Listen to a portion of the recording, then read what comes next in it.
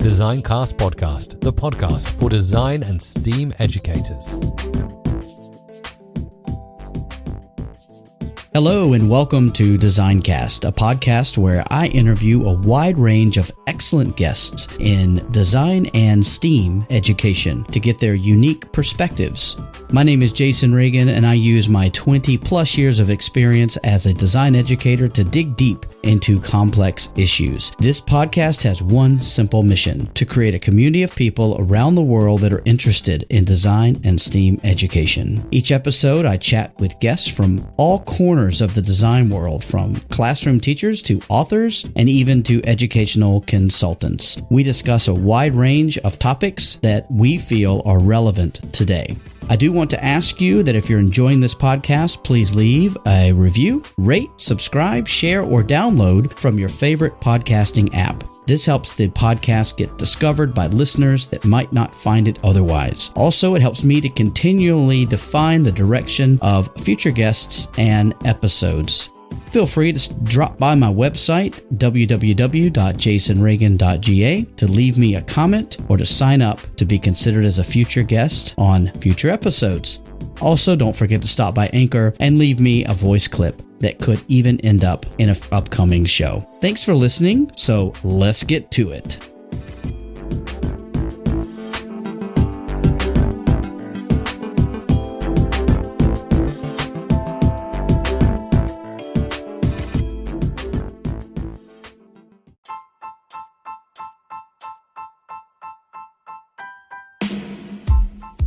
On this episode of Designcast, I had the very special opportunity to speak with Ryan McLaughlin. Ryan is a STEM expert, math educator, lawyer, and podcast co-host. His podcast is all about VR and is called Ready Teacher One. I know that you will enjoy hearing about his work in Uganda and the great guests that he has had on his podcast. You can follow Ryan on Twitter and LinkedIn. You can listen to Ready Teacher One podcast anywhere you listen to podcasts. Now sit back, relax, and enjoy this chat with Ryan McLaughlin.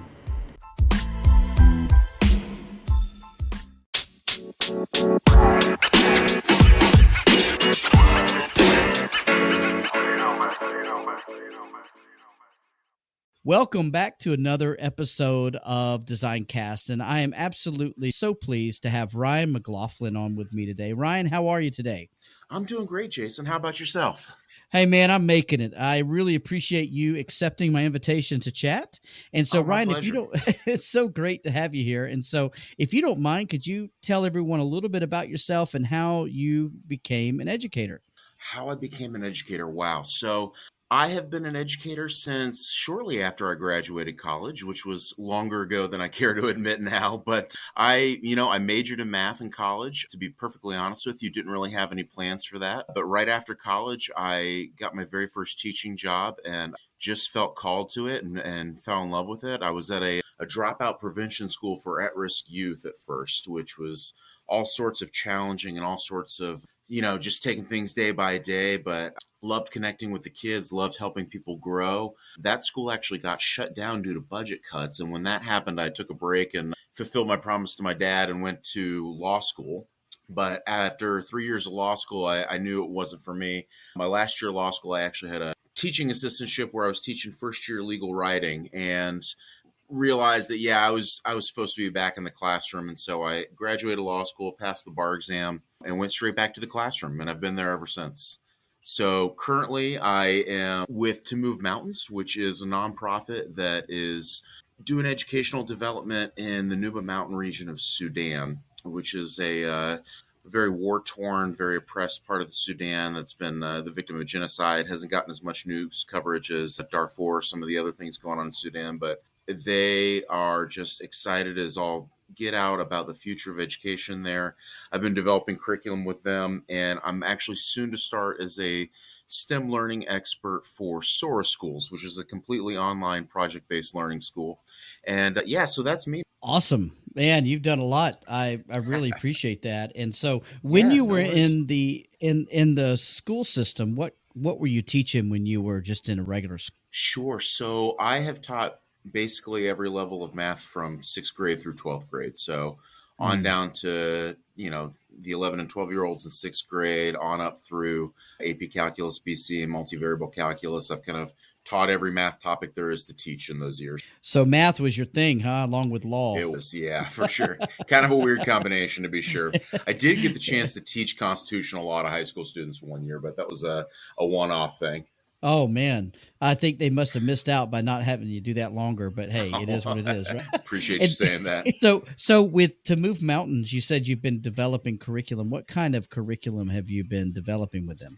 Yeah, for sure. So they are really, they've had a tenuous peace in the region. They've had a ceasefire for a few years, and they are really building the school system from the ground up. So we are right now working alongside them to develop a K through 8 curriculum, all grades, all subject areas in that. Hopefully secondary school is coming at some point in the future, but for right now, we're just focused on that. So I have been pretty focused on the STEM part of things, but also focused on helping to train teachers in using curriculum. We want to make sure, as we develop things like curriculum standards, that they know how to incorporate those in their lesson plans and use them to the best effect with students and all that stuff. So it's been, like I said, I'm pretty focused on STEM stuff, but I'm also kind of generalized because it's an all hands on deck sort of situation. And as we're talking, you've just come back from Uganda. Can you tell me a little bit about that? Yeah, certainly. So for the last few years, a group of students from the Nuba Mountains of Sudan have been living in Uganda. And in most cases, they've been finishing their secondary school and then entering into a teacher training program. So I visited those folks in Uganda for just shy of 3 weeks. And that was where we did a lot of our training on curriculum development and lesson planning.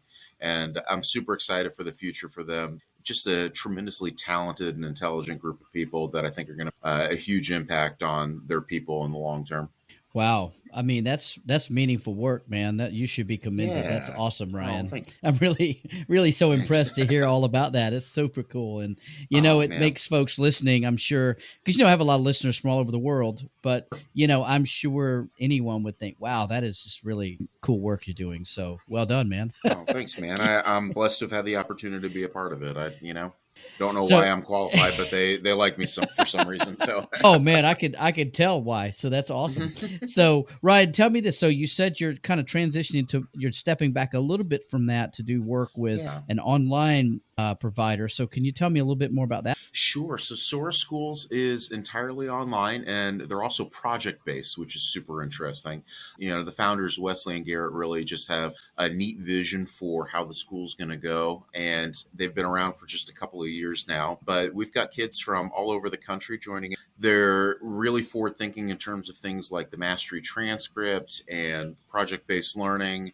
And I'm going to be doing STEM content for them. I'm super excited about that. I've had the chance to work a little bit with a couple of their students who are getting ready for the AP Stats exam. So I've provided a little bit of tutoring for them. But the future's really bright, man. And I think as we've gone through this pandemic for the last, whatever it's been now, 14 or 15 months, I think folks are really starting to think more outside the box in terms of distance education and in terms of curriculum philosophy and all that stuff. So I think the timing for Sora is just absolutely perfect. So I'm really excited for the future. Completely agree. If you listen back to any podcast of mine recently, it's always about how we're going to emerge from this sort of pandemic into the post-pandemic phase. And I think you're completely right. I think that people are thinking of education in a different way.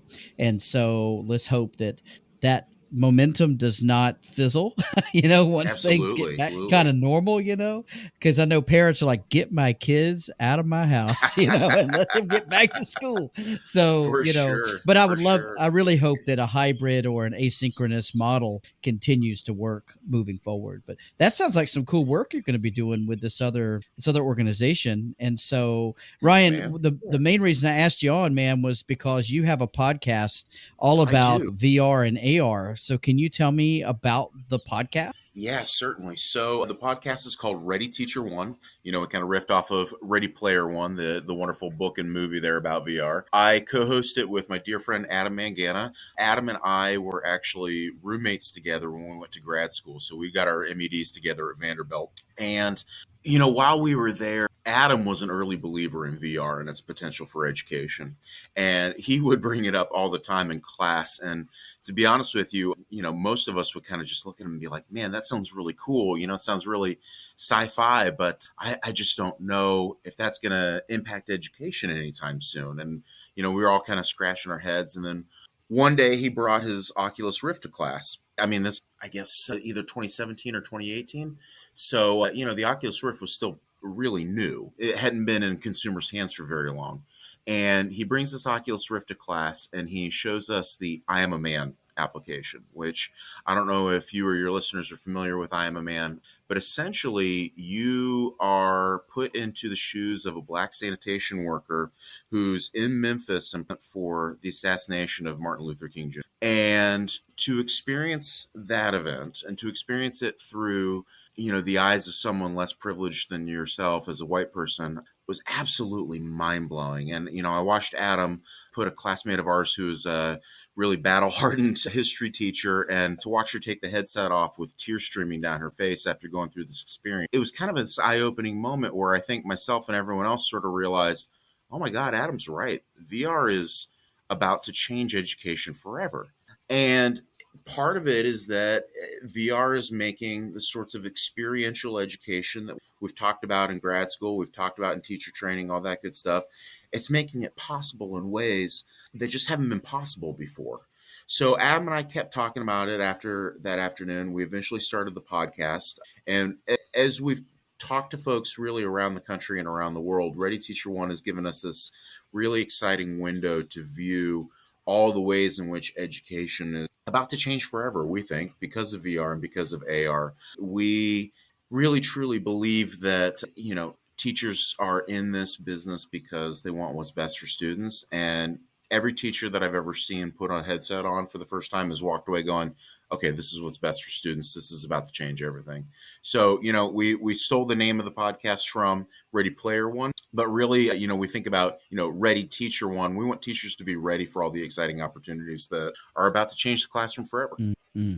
That's very powerful, man. I think that's super cool to hear why you're doing it, because it is moving fast. There's so many changes in the field.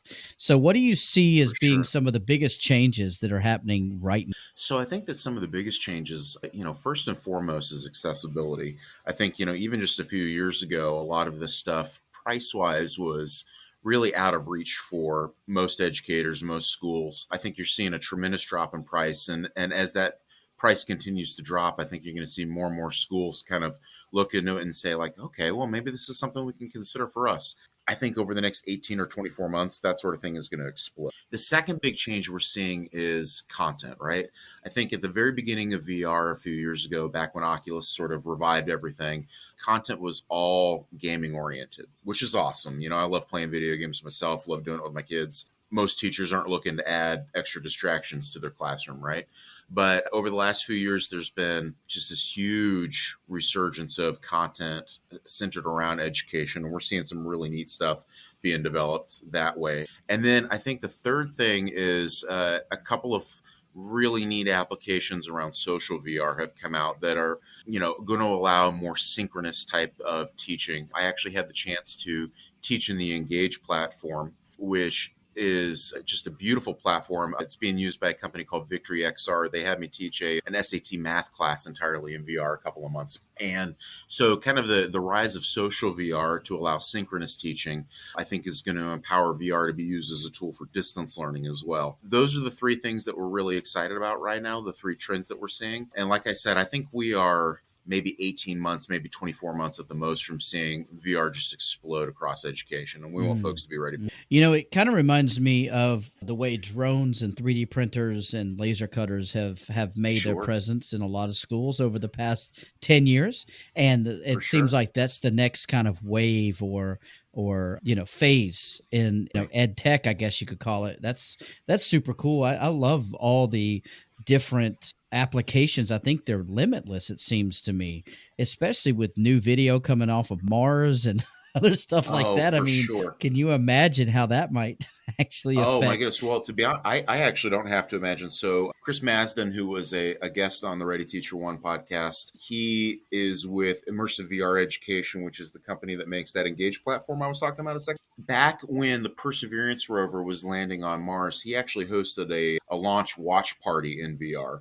And he basically took us to the surface of Mars, and it was absolutely perfectly, beautifully rendered surface of Mars. He took us on a hiking tour of the crater where the Perseverance rover landed. He had 3D models of both the Perseverance and the Curiosity rover, the previous rover that NASA had landed on Mars, so we could kind of compare and contrast and see how the technology's developed. He had a helicopter to take folks around FlightWise, and then at the end there was a big screen for folks to watch the actual live footage of Perseverance landing as it was broadcast around the world. So I've been geeking out about that for ever since Chris did it a couple of months ago. I absolutely, my mind was totally blown. But the potential for science teachers to take their classes up and do field trips on Mars. I mean, I don't know a science teacher anywhere that wouldn't just be thrilled to be able to do stuff like that, right? I mean, we're finally living the magic school bus, I think. Absolutely, man. Yeah, I totally agree with you, man. That's super cool. I tell you what. So what are, other than cost, what are some of the Sure. barriers of using this sort of technology in Mm. schools today? Yes. The number one barrier that Adam and I have encountered is that there are a lot of folks out there that have, I think, been burned by ed tech in the past. And what I mean by that is that ed tech has, for a long time, been saying things like I just said, like education's about to change forever, right? And rarely has that promise been delivered on. I think that, for the most part, the sorts of innovations that have come through have been things that, the analogy of the shallow end of the pool versus the deep end of the pool. I think, it's been the shallow end of the pool where you are getting teachers to do the sorts of things they've always done, but it looks cooler, or it, maybe takes a little bit less time, which is nice. There's nothing wrong with that, right? But it's not enough to really get folks excited. And where EdTech wants to be is the deep end of the pool, where you're actually enabling folks to teach in ways that weren't possible before. You're enabling the sort of constructivist sort of, PBL type education that we talk about, but maybe isn't always possible in the classroom given time and resource constraints. VR is different this time, but I think that there's a lot of folks that still feel very skeptical about all these things. So, as Adam and I have talked to teachers, a common response is, "Oh, that sounds cool, but isn't that just a video game thing?" Or, "Oh, that sounds cool, I just can't see using it in my classroom." Or "Oh, is this really going to change things?" So overcoming that, people have heard wolf cry before. The other thing I think is just honestly a lack of awareness. I think, as I've talked to teachers and principals across the country, and I'll say things like, "Oh yeah, I just got done teaching SAT math and virtual reality." And they'll kind of look at me and they'll say, virtual reality, you mean Zoom? Are you teaching SAT math over Zoom? I'll say no, no, and I'll, if I have my Quest 2 with me, I'll reach over and I'll show them and I'll say like, no, me and all the students were in headsets. We were meeting up all over the world, but we were in this rich 3D environment, and it kind of blows their minds. The other thing is just lack of awareness in the public mind. I think, a lot of the news media coverage around VR has been centered around the gaming, and to be fair, like I said, the gaming was the focus at the start. But I think as folks become more aware of it, as teachers become more aware of the power of it, and like I said, teachers, man, they get into teaching because they want what's best for their students.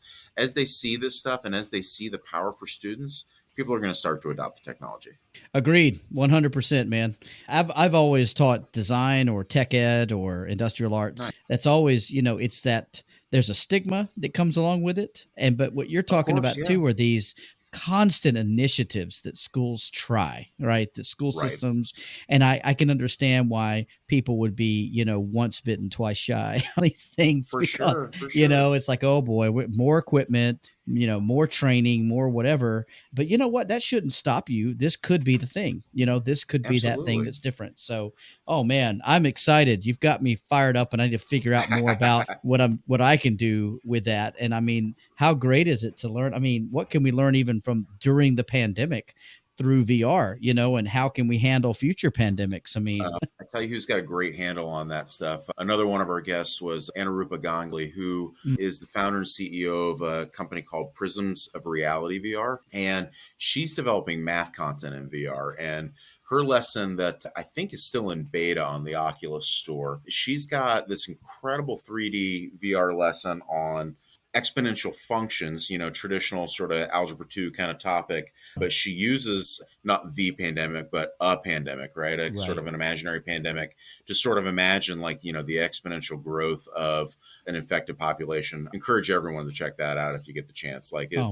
Absolutely tremendous. Very cool. It's almost like The Walking Dead happening in real life a little bit, isn't it? For sure. It's kind of crazy, man. Waking up and what the heck just happened? I know. It's been rough. But you know what? I think, as we said before, I think a lot of good things are going to come from this, and let's hope that we emerge better than when we went in, to this situation. So, all right, Ryan, I'm going to shift gears a little bit. Thank you so much for what you've shared with me. Can you give me one book that everyone should stop right now and read? Oh, man. So does it have to be an education book or can it be anything? Book. Okay. Well, I'm just going to go ahead with the first thing that's on my mind. Last night, I finished The Three-Body Problem. I don't know if any of your listeners are sci-fi fans, but a number of my friends have been after me for years to read The Three-Body Problem and absolutely blew my mind.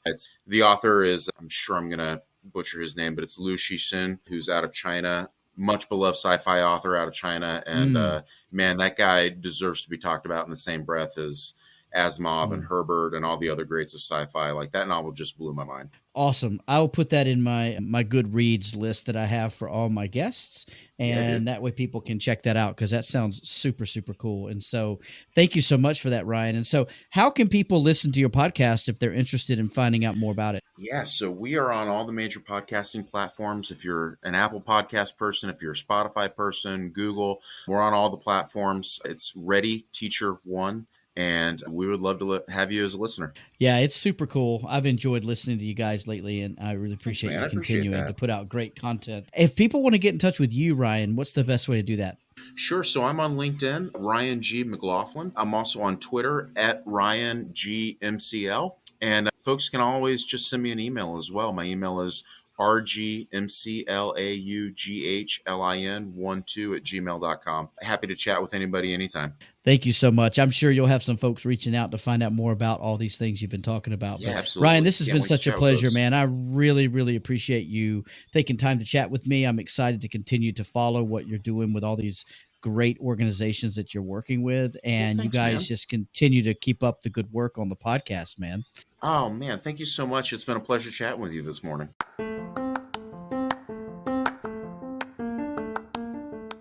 I hope you enjoyed that episode of DesignCast. I'm Jason, your host, and I produced and created this podcast. If you have any input, I would love to hear from you, and I look forward to seeing you again really soon.